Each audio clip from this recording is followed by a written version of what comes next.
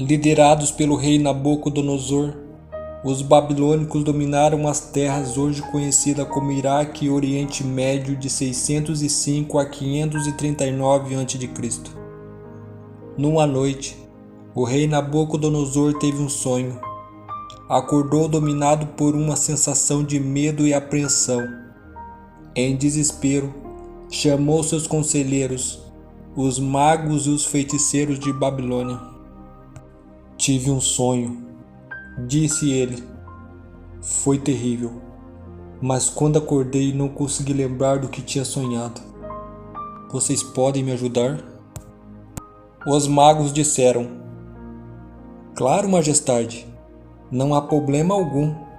É só o senhor nos dizer o que sonhou e nós lhe daremos o significado de seu sonho. Então disse o rei a eles: Me escutem com atenção. Vocês dizem ser feiticeiros e alegam conhecer todos os segredos e entendem todos os mistérios. Agora é a chance de vocês provarem isso. Vocês precisam me dizer o que sonhei. Se o fizerem, eu lhes darei as maiores riquezas e honras. Mas se não fizerem isso, vou mandar cortar suas pernas e seus braços. Em seguida mandarei cortar a cabeça de cada um e transformarei as casas de vocês num monte de entulho. E então, se decidam? Naturalmente, os magos não tinham a menor ideia do que o rei sonhara, mas de uma coisa tinham certeza: haviam entrado numa tremenda enrascada. Entre os conselheiros reais estava um rapaz chamado Daniel. Ele não havia sido chamado com os demais, talvez por ser muito jovem. Mesmo assim, os soldados foram buscá-lo para que também fosse executado. Esperem, Disse ele. Deixe-me falar com o rei. Rei, se o senhor me der um pouco de tempo, eu vou orar e Deus vai me revelar o seu sonho.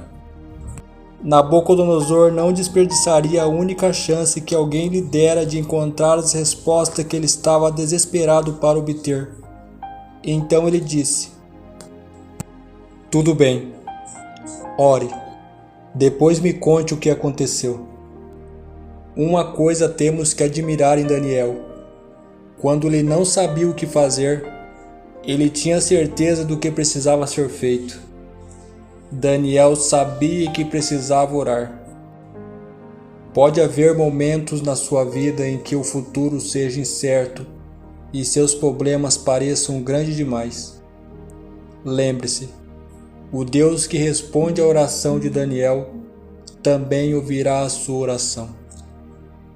Deus interveio naquele momento de crise na vida de Daniel. Naquela noite, ele se aproximou e revelou a Daniel o sonho do rei e seu significado.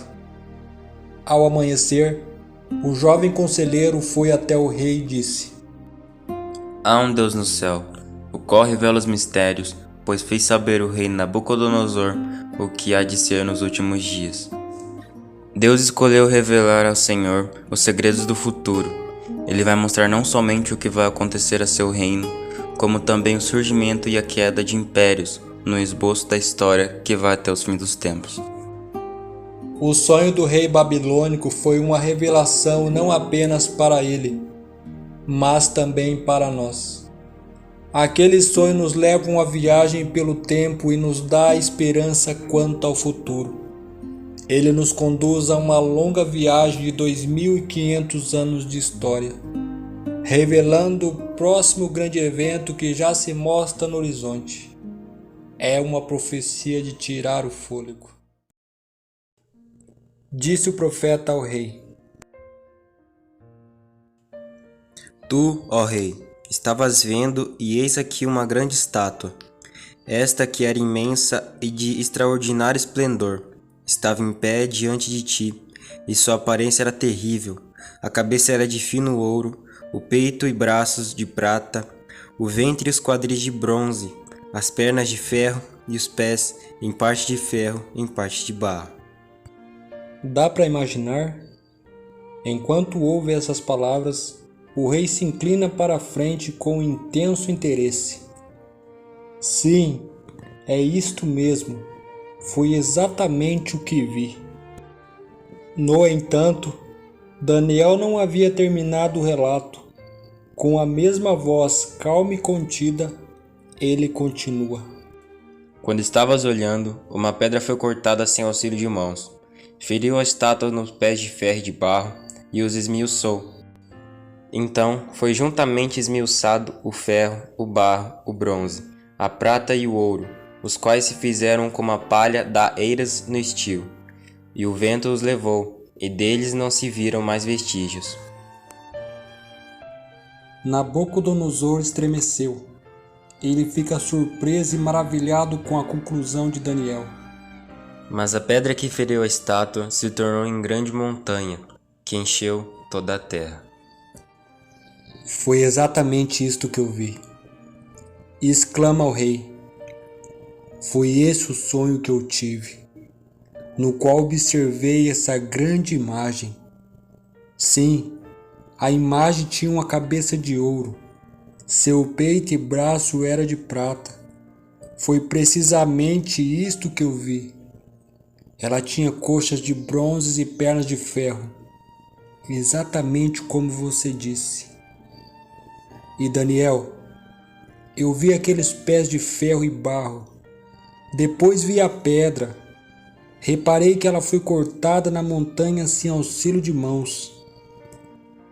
Ela veio e destruiu inteiramente a imagem, reduzindo-a a pó. E aquela pedra, de fato, se tornou uma montanha que encheu toda a terra. Se você fosse Nabucodonosor e Daniel tivesse acabado de dar uma descrição exata de seu sonho, qual seria a sua próxima pergunta? Naturalmente, você gostaria de saber qual seria o significado de tudo aquilo, não é? Tenho ouvido pessoas dizendo: veja bem, a profecia bíblica é apenas uma questão de interpretação individual. Uma pessoa diz que significa isso e a outra aquilo. Você nunca sabe o que realmente ela significa. Seria difícil dizer isso quanto a essa profecia, pois Daniel a explicou em termos muito claros ao rei Nabucodonosor. Deus não deixou o significado da profecia para adivinhação humana ou para meras adivinhações. Analise as palavras de Daniel 2,36. Foi esse o sonho, e nós o interpretaremos para o rei. A quem Daniel se refere quando usa a palavra nós? Naturalmente a Deus e a ele mesmo.